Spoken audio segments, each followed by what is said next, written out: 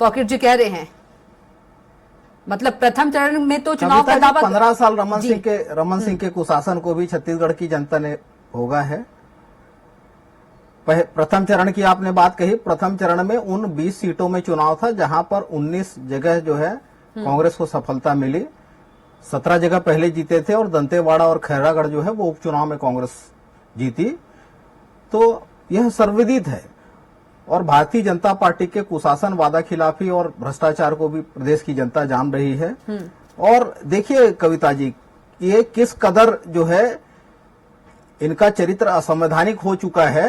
केवल चुनावी लाभ के लिए देश के गृह मंत्री हिंसा, नफरत, उन्माद फैलाना चाहते हैं। छत्तीसगढ़ की संस्कृति ऐसी नहीं रही है। इनके केंद्रीय मंत्री, खुद अमित शाह जो देश के गृह मंत्री हैं, मनसुख मंडाविया जो केंद्रीय स्वास्थ्य मंत्री हैं, आसाम के मुख्यमंत्री जो है गली गली में घूम के केवल और केवल भाजपा का जो मूल एजेंडा है, जब ये सारे पैतरे, इनके सारे षड्यंत्र नाकाम हो जाते हैं, तो जिस तरह से ये सांप्रदायिक ध्रुवीकरण का प्रयास करते हैं, छत्तीसगढ़ की धरती में इसका कोई स्थान नहीं है।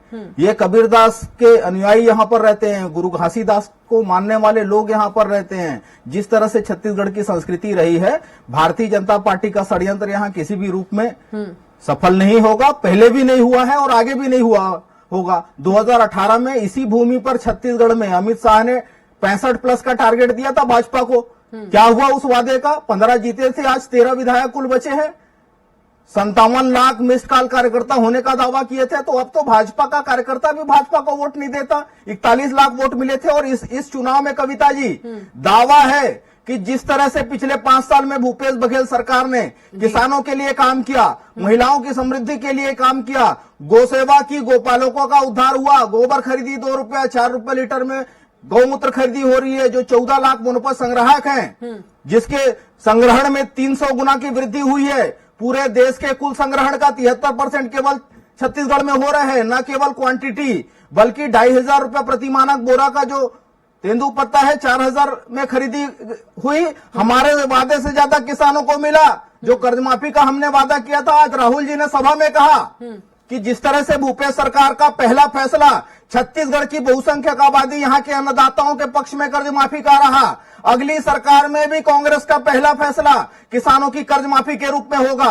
2500 का वादा था पिछले खरीफ सीजन में कविता जी, 2640 और 2660। छत्तीसगढ़ का किसान धान की कीमत पाया है। बता दे आधी कीमत भी कहीं भाजपा शासित राज्यों में मिल रहा हो। कोदो कुटकी का तो केंद्र की मोदी सरकार ने दुर्भावनापूर्वक समर्थन मूल्य ही घोषित नहीं किया। 3300 में यदि कहीं पर खरीदी हो रही है कोदो की, कुटकी हम 3700 रुपए में खरीद रहे हैं, वो छत्तीसगढ़ है। तो वादे से ज्यादा करने का रिकॉर्ड कांग्रेस की सरकार, भूपेश की सरकार का है। तो अब की बार 75 पार का नारा छत्तीसगढ़ की जनता का है, छत्तीसगढ़ के कांग्रेस कार्यकर्ता का है। ठीक है, तौकीर जी आएंगे, उससे पहले चलेंगे कौशल स्वर्णवेद जी के पास। कौशल जी, दोनों ही पार्टी जो है वो जीत का दावा कर रही है, क्या कुछ कहेंगे? देखिए, निश्चित तौर पर जब चुनाव होते हैं तो सभी राजनीतिक दल अपने अपनी जीत के दावे करते हैं। और जिस तरह से छत्तीसगढ़ में आप देखेंगे, पिछले जब से आचार संहिता लगी उसके पहले से जिस तरह से चुनाव प्रचार चालू हुए छत्तीसगढ़ में, तो मुझे ऐसा लगता है कि भारतीय जनता पार्टी ने काफी मेहनत की है अपनी पुरानी जो 15 साल की जो सरकार थी उसको वापस फिर से सरकार में आने के लिए। क्योंकि आप देखेंगे कि लगातार चाहे प्रधानमंत्री नरेंद्र मोदी हो, अमित शाह हो, चाहे जितने भी तमाम बड़े नेता, राजनाथ सिंह जी हो के अनुराग ठाकुर जी हो, क्या उनके तमाम जो नेता हैं दिग्गज, वो सभी छत्तीसगढ़ में डेरा डाले हुए थे और लगातार सभाएं कर रहे थे। दूसरी ओर आप देखेंगे कि कांग्रेस की ओर से सिर्फ राहुल गांधी, प्रियंका गांधी और मल्लिकार्जुन खड़गे, उसके अलावा जो स्थानीय नेता थे उन्होंने प्रचार किए थे। तो भारतीय जनता पार्टी को ये पता है कि छत्तीसगढ़ में जिस तरह का माहौल पिछले 15 साल तक भारतीय जनता पार्टी की सरकार में रहा है, हम उसको यदि वापस लाना चाहते हैं तो हमको यहाँ मेहनत करनी होगी। क्योंकि यहाँ पर देखिए, अभी एक तरफा बहुमत के साथ कांग्रेस की सरकार है, 71 सीटें हैं अभी कांग्रेस के पास। लेकिन जिस तरह से आप देखेंगे विधायकों की टिकट काटी गई, भारतीय जनता पार्टी ने नए चेहरों को मैदान में जी, जो कांग्रेस है वो भी लगातार अपनी जो घोषणा पत्र लाने की कोशिश कर रही थी। हेलो जी, आवाज पहुंच रही है, कहिए कौशल जी। मैं कह रहा हूँ कि जिस तरह आप देखेंगे भारतीय जनता पार्टी ने अपनी पूरी ताकत लगाई, उसको लेकर ऐसा लगता है कि वो चाहती है कि जो उनके जो सीट है वो कहीं भी वापस उनको मिले और जो 15 साल जो सत्ता में थे उसके हिसाब से फिर से वो यहाँ पर अपनी सरकार बनाने के लिए। इसलिए आप देखेंगे कि जो घोषणा पत्र है उसमें वही घोषणाओं को उन्होंने लागू किया जो कांग्रेस सरकार ने 5 साल में काम किया। चाहे किसान की बात करें, धान की बात करें, महिलाओं की बात करें, युवाओं की बात करें, हर वो चीज भारतीय जनता पार्टी के घोषणा पत्र में दिखाई दी जो कांग्रेस ने लगातार 5 साल में किया है। तो उनको पता है कि यदि हमको यहाँ पे सरकार में आना है तो किसानों के लिए हमको कुछ करना होगा, महिलाओं के लिए कुछ करना होगा। तो ये सब सारी बातें हैं। तो मुझे ऐसा लगता है कि भारतीय जनता पार्टी ने जिस तरह से मेहनत की है और वो ये चाहती है कि हम किसी न किसी माध्यम से सरकार में आए, क्योंकि बहुत बड़ी चुनौती है 71 सीटों को कम करना। और जिस तरह से सर्वे आ रहे हैं निश्चित तौर पर नेट फाइट दिखाया जा रहा है, लेकिन कल 17 तारीख को जब वोटिंग होगी, क्योंकि पहले चरण के मतदान के बाद दोनों ही दलों ने अपने अपने दावे किए कि हम सरकार में आ रहे हैं और हम अच्छी सीटें जीत रहे हैं। लेकिन क्योंकि बहुत बड़ा चैलेंज अभी 70 विधानसभा सीटों पर अभी वोटिंग होनी बाकी है, उन सीटों पर मतदान का जो प्रतिशत है वो तय करेगा कि किसकी ओर रुझान है और कौन सरकार में आने वाला है। बिल्कुल। तौकीर रजा जी, सीएम भूपेश बघेल तो ये भी कह रहे हैं कि राजनांदगांव जो सीट है वो भी ले लेंगे।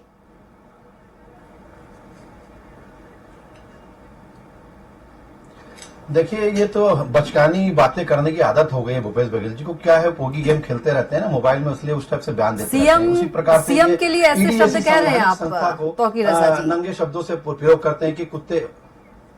एक प्रदेश के सीएम है। देखिए, आप जो मुखिया हैं, आप प्रदेश के मुखिया हैं, जो आप, हाँ बिल्कुल, आप जो करेंगे वो जनता के बीच में जाता है, जनता वही करती है, बच्चे वही करते हैं। युवाओं को क्या दे रहे हैं? सट्टा का संरक्षण देते नजर आ, जो सामाजिक बुराई है उसका संरक्षण देते नजर आ रहे हैं। कोयला दलाली में इनके हाथ नजर आते हैं, कोयला में इनके पूरे सरकार नजर आती है और अंदर इनके नेता, इसके अलावा सुपर सीएम अधिकारी अंदर है और भी लोग अंदर हैं, तो सबूत के साथ अंदर है। लेकिन आज क्या कर रहे हैं?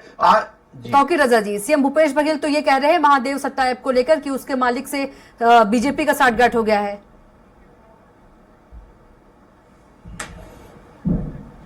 देखिए, जब चोर पकड़ाता है तो वो दूसरों पर इल्जाम लगाने की पहले कोशिश करता है, दूसरों को हमेशा दूसरा चोर समझता है। वही हरकत ये करते नजर आ रहे हैं। देखिए, सारे इंसर्शन की जो जड़ है वो सीएम हाउस नजर आता है। इसके कारण से ओएसडी उनके अंदर भी हुए थे और ये स्थिति। और रही बात हमारे 15 साल के सुशासन की, कुशासन की बात करते हैं, इन्होंने किया क्या? 5 साल सिर्फ कुशासन किया, उल्टा दूसरों को बोलते हैं कि कुशासन किए। अरे भाई, आपने सुशासन क्या किया? कोई योजना बताइए, ऐसी 5 ऐसी उद्घाटन बता दीजिए जो आपकी योजना का उद्घाटन आपने किया हो और बराबर वो चल रही हो।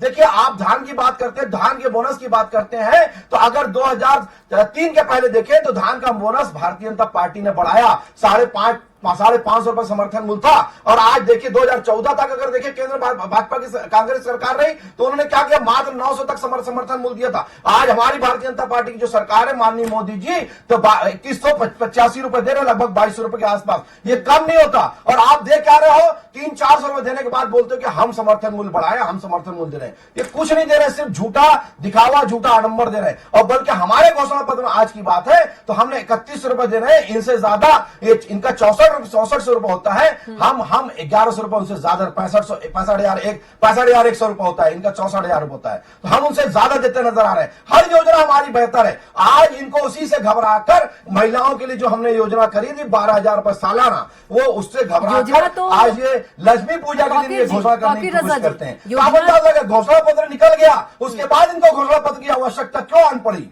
तो ये समझिए, हर घोषणा, हर योजना अच्छी होती है, लेकिन घबराए हुए हैं, हारते हुए नजर आ रहे हैं। प्रथम चरण से हारते हुए नजर आ रहे हैं, द्वितीय चरण में यह हाल होगा। आप दोनों पार्टियों ने, आपने 12,000, कांग्रेस ने 15,000 घोषणा कर दी, लेकिन लाएंगे कहां से इतने पैसे? हर घोषणा अच्छी होती है, हर योजना अच्छी होती है, लेकिन उस पर अमल भी तो होना चाहिए। देखिए, हमने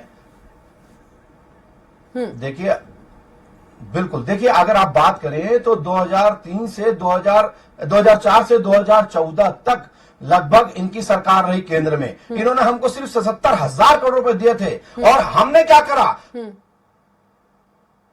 9 साल में माननीय मोदी ने 3,03,000 करोड़ रुपए दे चुके हैं। तो विकास कहां दिख रहा है? 5 साल में ये विकास कहां गया? कहीं नहीं दिखता। सिर्फ भ्रष्टाचार हुआ और जेब में भरते चले गए और भ्रष्टाचार पकड़ा रहे हैं। ये बोलते हैं झूठा इल्जाम लगा रहे हैं। अगर झूठा इल्जाम लगा रहे हैं तो इनके अधिकारी भी अंदर, सिर्फ नेता अंदर नहीं है, इनके अधिकारी भी अंदर है, इनके नेता भी अंदर है। और सारे कांग्रेस के नेताओं के ऊपर आज जो है डंडा, जो अपराध का डंडा जो है, भ्रष्टाचार का डंडा जो है, जब ईडी मार रही है तो ये घबराते नजर आते हैं और बोलते, उनका समर्थन करने, अरे भाई आपको भ्रष्टाचारी का विरोध करना चाहिए, आप तो उसका समर्थन करते नजर आते हैं। इससे साफ सुथरा दिख रहा है ये दाल काली, दाल में काला नहीं, पूरी दाल काली है। ये पूरा शासन तंत्र इनका भ्रष्टाचार को संलिप्त है, भ्रष्टाचार में संलिप्त है और भ्रष्टाचार का साथ देता नजर आता है। जी, लेकिन सीएम भूपेश बघेल ये भी तो कह रहे हैं प्रधानमंत्री नरेंद्र मोदी जी को सेलेक्टिव कार्रवाई न करे, रमन सिंह खिलाफ भी कार्रवाई करे। सेलेक्टिव कार्रवाई क्यों कर रहे हैं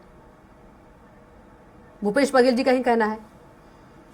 देखिए, रमन सिंह के खिलाफ की कार्रवाई की बात है। आपका 5 साल शासन रहा, सिर्फ रमन सिंह नहीं, मैं पूरे मंत्री की बात कर रहा हूं, मैं चुनौती देता हूं। इन्होंने 5 साल और अभी भी इनकी सरकार गई नहीं है, अभी तो जाने वाली है। तो आप क्यों नहीं कार्रवाई करें, सिर्फ झूठा इल्जाम लगाते रह गए। ईडी अगर कार्रवाई कर रही है तो 16,000 पन्नों से ऊपर का चार्जशीट दाखिल कर चुकी है। आपके पास सबूत क्यों नहीं है? आपके पास प्रशासन है, शासन है, पुलिस तंत्र है, क्यों नहीं करते आप? सुरेंद्र वर्मा जी सिर्फ झूठी कार्रवाई करने की बात करते हैं। कविता जी, लफाजी बंद हो जाए तो हमारी सरकार जवाब दे रहे हैं, जवाब दे रहे हैं, लफाजी नहीं है, जवाब दे रहे हैं, तो उस पर गंदे गंदे इल्जाम लगाते हैं। सुरेंद्र वर्मा जी जवाब ले लेते हैं। ठीक है कविता जी, वरिष्ठ पत्रकार हैं कौशल स्वर्णबोर, वरिष्ठ पत्रकार हैं कौशल स्वर्णबेर जी, ये बात आप पूछ लीजिएगा कि भारतीय जनता पार्टी केवल देश नहीं दुनिया की एकमात्र पार्टी है छत्तीसगढ़ में तत्कालीन इकलौते विपक्ष के नेता है जो भ्रष्टाचार की जांच के लिए नहीं, भ्रष्टाचार के लिए गठित एसआईटी की जांच को बाधित करने के लिए हाईकोर्ट जाते हैं। और जिस बेशर्मी से इनके नेता बयान देते हैं, आपको तथ्य के साथ बता रहा हूं कविता जी, हाल ही में इनके प्रत्याशी रिकेश सेन वैशाली नगर के हैं, वीडियो वायरल है, देश के गृह मंत्री अमित शाह को रमन सिंह के भ्रष्टाचार का पैसा पहुंचाने की सबूत कबूल करते हैं। ईडी उस पर वो मनी लॉन्ड्रिंग नहीं है जिस तरह से रमन राज में अभी कह रहे थे। रमन सिंह के खिलाफ इसी ईडी में 2 मामले हैं, आय से अधिक संपत्ति का मामला, गढ़मुक्तेश्वर में जो रिसोर्ट बना है उसमें 35 फर्जी कंपनी, कलकत्ता की कंपनियों से फर्जी एंट्री लिए गए। बताया रमन सिंह से कितने बार पूछताछ हुई? आपने कहा ये अभी एहसान जता रहे थे छत्तीसगढ़ पर। कविता जी, छत्तीसगढ़ उत्पादक राज्य है, स्टील और सीमेंट के उत्पादन में अग्रणी है, तमाम तरह के मिनरल है, कोर, आयरन और बॉक्साइट, टीन में पूरे देश में अग्रणी है, जिसका खनन केंद्र की मोदी सरकार करती है। पिछले 5 साल में 4,61,000 करोड़ केंद्र की मोदी सरकार केवल छत्तीसगढ़ से कमाई है और दिए कितना?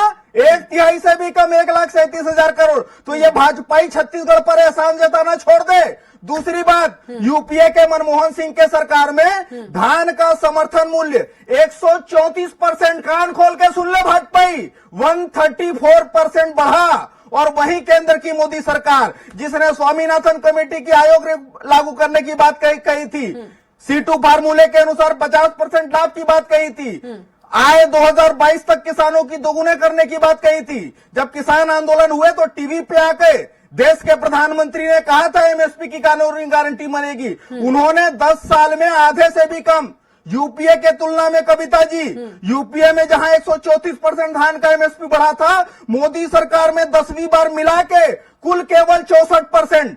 शर्म आनी चाहिए, ये किसान हितैषी होने का ढोंग करते हैं। पोटास की कीमत 1 साल के भीतर 700 से बढ़ा के 1500, 140% वृद्धि। तो ये एहसान जताना छोड़ दे। खाद की सब्सिडी इसी बजट में मोदी सरकार ने 35,000 करोड़ घटाया है। तो ये अडानी और अंबानी के मुनाफे के लिए काम करने वाले भाजपाई किस मुंह से किसान हितैषी होने का ढोंग करते हैं? वर्मा जी, कौशल जी आएंगे तौकीर जी आपके पास, कौशल जी के पास चलेंगे, उनका समय है।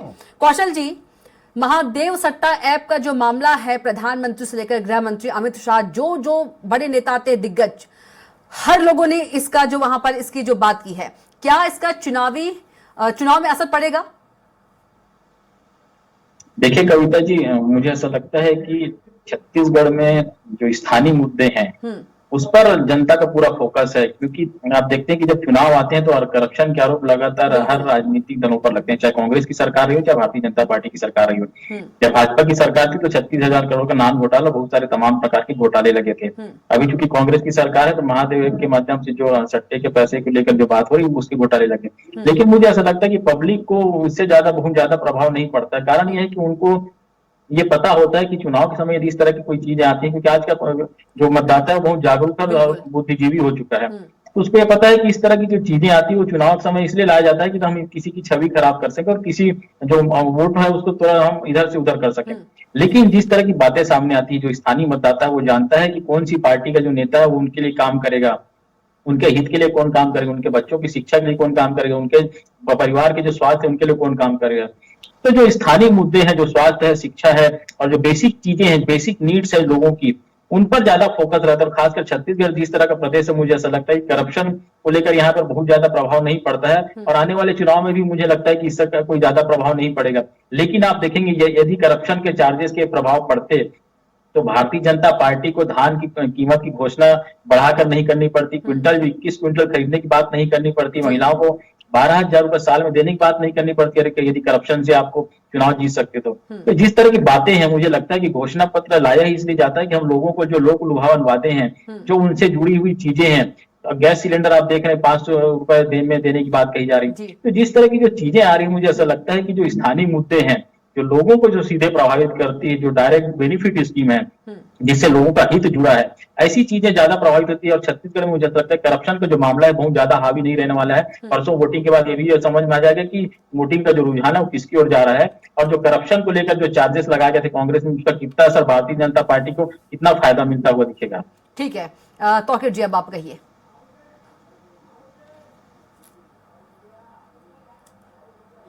इन्होंने अभी कहा कि इल्जाम जो लगाते जा रहे थे वो उसके ऊपर मैं पहले कहना चाहूंगा कि आपने जो इल्जाम लगाने की कोशिश करी, ये सब सर्वथा देखिए आदत है, इनकी फितरत, इनके डीएनए में भ्रष्टाचार है। ये कांग्रेसी अपनी आदत से बाज नहीं आने वाले। आपने देखा स्टे दिया है गवर्नमेंट का कोर्ट ने, तो कोर्ट स्टे अगर दिया है तो उसने संज्ञान लेके कोर्ट ने स्टे दिया है, और अगर उनकी याचिका पे दिया है तो आप गलत थे इसलिए उनको स्टे दिया है माननीय हमारे अध्यक्ष जी को, पूर्व अध्यक्ष जी को विधानसभा। तो आप अंदाज लगाइए किस प्रकार से। और रही बात डॉक्टर रमन सिंह की बात करते हैं कि डॉक्टर रमन सिंह के कार्यकाल में ईडी ने कार्रवाई करी, अगर ईडी ने कार्रवाई करी तो कार्रवाई अगर ऐसा होती है तो इसके ऊपर इल्जाम जो है आय से अधिक संपत्ति का इनके नेता ने विनोद तिवारी ने लगाया था।